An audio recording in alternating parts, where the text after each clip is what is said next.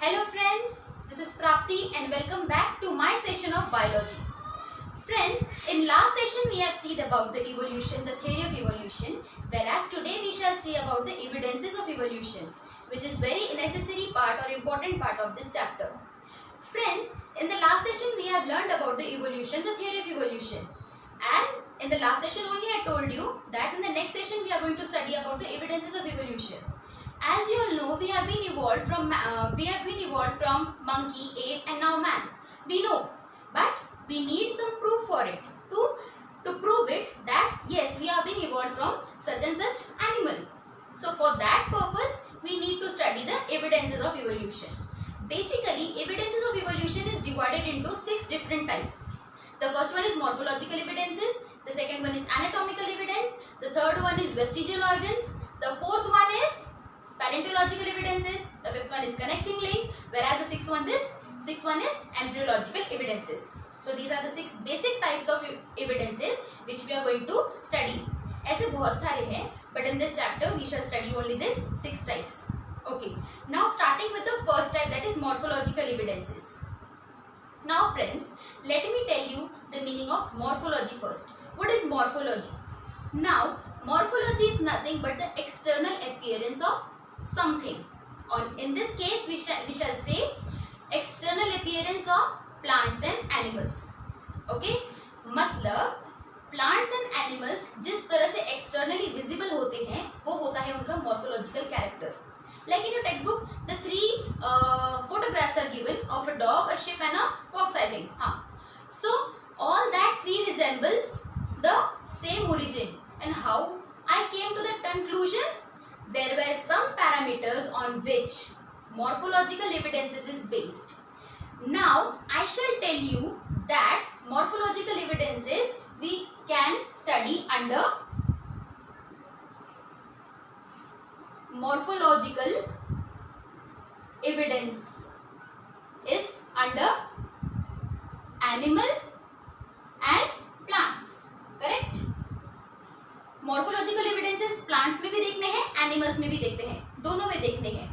Now in animal we shall see it, but there are some headings. तो वो headings क्या है? I shall tell you now.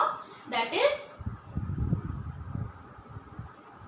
Position of eyes,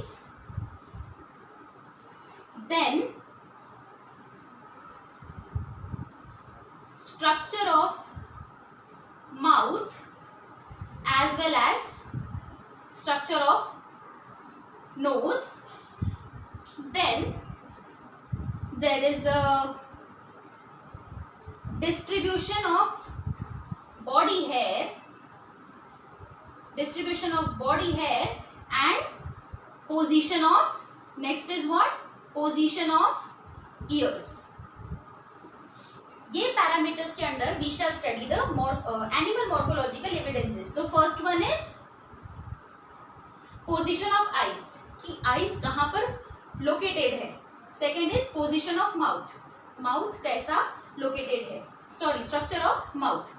then coming towards the structure of nose, nose कैसा है animal का. Then the next is distribution of the body hair, पूरी body में hairs कहां कहां पर डिस्ट्रीब्यूटेड है और कैसे डिस्ट्रीब्यूटेड है, वो हो गया फोर्थ. अभी फिफ्थ है, the fifth one is position of ears, that how are the ears located.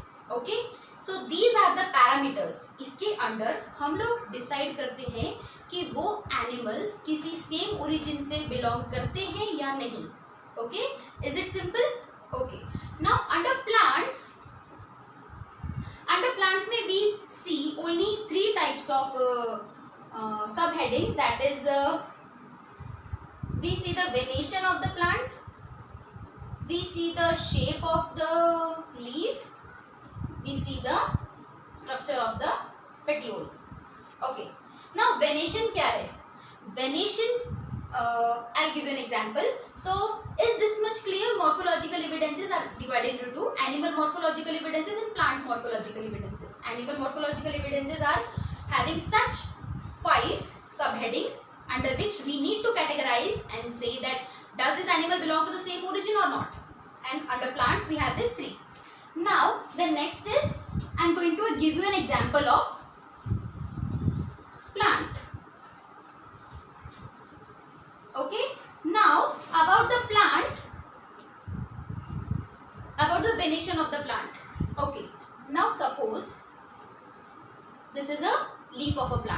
Okay, it contains a central vein. What is it contains? It contains a central vein. ये क्या होता है? प्लांट का when होता है, when होता है central vein. This when is further divided on the either side of the leaves. Okay, it is further redivided. ऐसे ये डिवाइड होगा, रीडिवाइड होगा. तो ये वेन्स जो है ऐसे डिवाइड रीडिवाइड होके they will cover the whole surface of the leaf. Okay, this is an example of cucurbita plant. This is an example of cucurbita plant. So venation के ऊपर हम लोग डिसाइड करते हैं कि प्लांट सेम ओरिजिन से है या नहीं. ओके, सो ये फेनोमेनन हो गया venation. Venation. Now basically venation बहुत टाइप्स के होते हैं. पैरेलल होते हैं, क्रॉस होते हैं, then they are reticular type. So हम लोग बेसिकली यहाँ पर दो टाइप्स देखने वाले हैं. एक होता है reticulate type and the next is parallel type. Reticulate type, you all know what is reticulate type? If you all don't know, please pick up the dictionary and find the meaning of reticulate. Okay, okay, so reticulate and parallel. This was the example of reticulate venation, or I should say example of network like venation. अभी देखो इसमें venation कैसा है?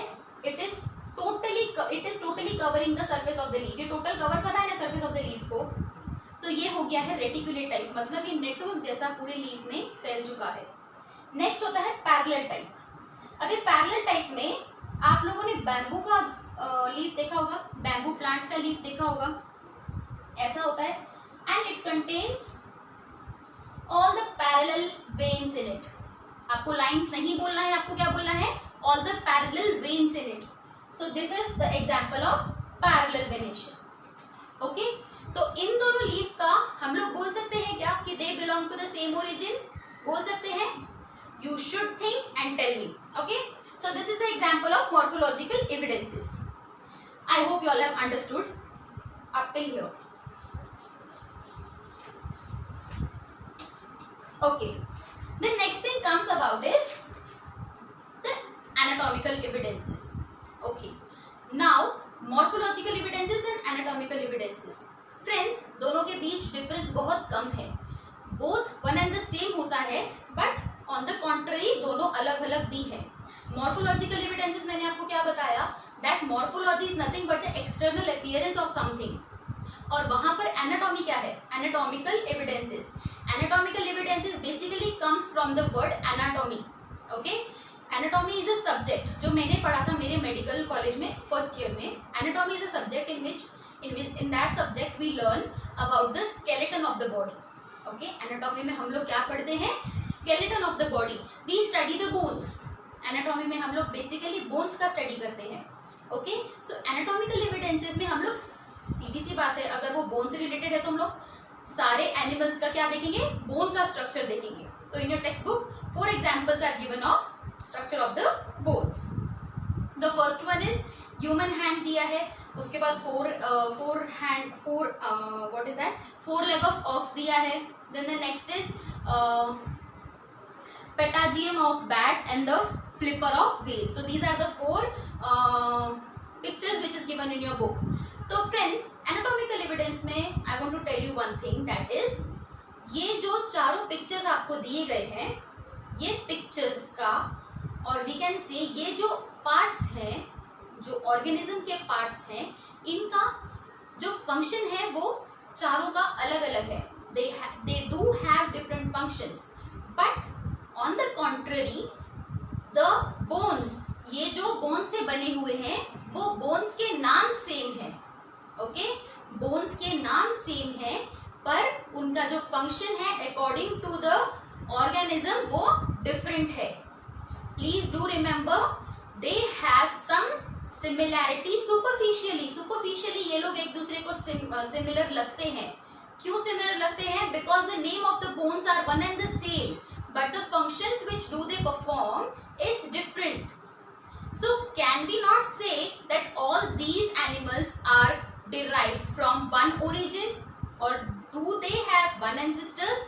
Yes, we can say कि ये जो 4 examples दिए हैं ये कोई कॉमन एंसेस्टर से इन कोई कॉमन ओरिजिन हुआ होगा. Okay, this was all about the anatomical evidences. Now coming toward the third part, that is the vestigial organs. Okay, before that vestigial organs के बारे में आपको क्या पता है, I don't know. Let me tell you the meaning of the vestigial organ first. So what is vestigial organ?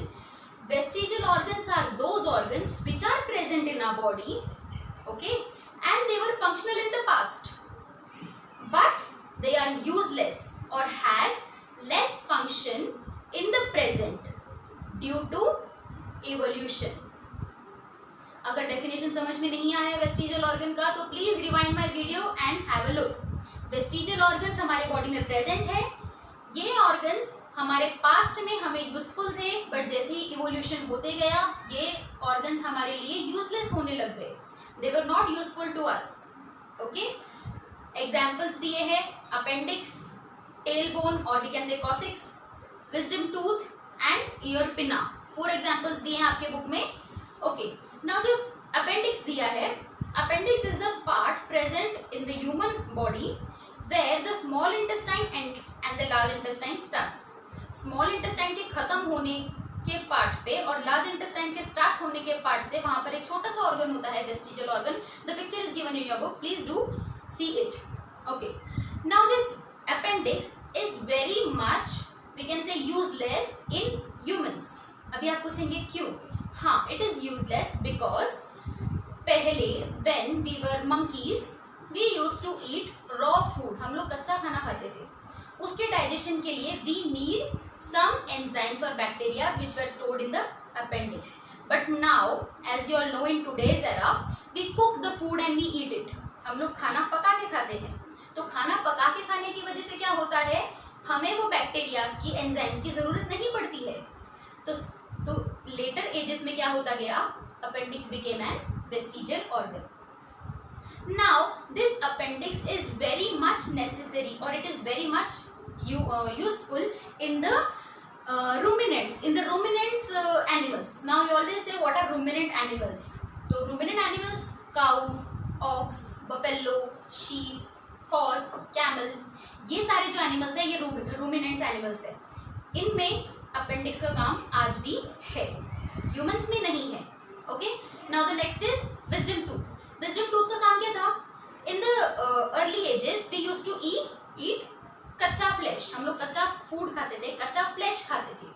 तो वो time पे we need more energy to bite our food. तो जैसे ही we need more energy to bite our food, हमें teeth भी उतने strong चाहिए होते थे. तो इस वो टाइम पे we use to have wisdom tooth. But अभी हम लोग जैसे पका हुआ खाना खाते हैं, we do not need so much thing to bite our food. So wisdom tooth is present today. It is present in the humans, but it is not useful to the humans till now. Okay, the next is tailbone. अब आप बोलेंगे tailbone, monkeys देखे होंगे, they have a tail. We were also monkeys few years back. तो हम लोग भी monkey से evolve होके आए हैं. We also have a tailbone. आपके स्पाइन का जो एंड पार्ट होता है बोन का, 1 to 2 सेंटीमीटर लॉन्ग बोन होता है, एकदम छोटा सा होता है, दैट इज कॉसिक्स. उसको हम लोग टेल बोन बोलते हैं. जब हम लोग मंकीज थे तब वो हमारे में था, but now as humans we don't have tail. हम लोग में टेल नहीं है ना. हाँ, तो as you do not have tail, तो वो पार्ट हो गया, रूडिमेंट हो गया, उसका कुछ काम नहीं हो गया. तो that became the vestigial organ. Next is what? Next is year पिना. ईयर पिना, तो ईयर पिना का कुछ काम है क्या? नहीं, एज सच कुछ काम नहीं है. हाँ, गर्ल्स के लिए है, इयररिंग्स कहाँ पहनेंगे, बट एज सच उसका इवोल्यूशन से रिलेटेड कुछ काम नहीं है. It is useless to the body. Okay, so this was all about related to the vestigial organs. I hope you all are clear with the vestigial organs. Okay, the next evidence is paleontological evidence. Okay, now friends, this is very important evidence which I am going to teach you. Please इसके ऊपर ध्यान देना. Okay, paleontological evidence क्या होता है? Paleontology. So let's study the meaning of the paleontology first. Okay, so here I have written the meaning of the paleontology. That is, paleontology is the study of the history. What is it? It is the study of the history of life. Paleontology is the study of history of life on the earth based on fossils. Based on fossils. Fossils क्या है मैं बताती हूँ आगे। तो palaeontology क्या है पहले वो समझ लेते हैं। Palaeontology is the study which is based on the history of life on the earth which is based on fossils. Okay, तो आपके दिमाग में ये क्वेश्चन तो आया होगा कि सालों पहले which animals were present on the earth. तो हमें पता है क्या, हम तो नहीं थे वो टाइम पे, तो how we come to know कि ये ऑर्गेनिजम्स थे। तो हमें कैसे पता चलेगा, due to the natural disasters जो हुए थे, वॉल्केनोज, देन अर्थक्वेक, फ्लड्स वगैरह जो भी वो टाइम पे हुआ होगा, तो उससे क्या हुआ होगा कि वो टाइम के जो एनिमल्स थे वो बरीड हो गए अर्थ में।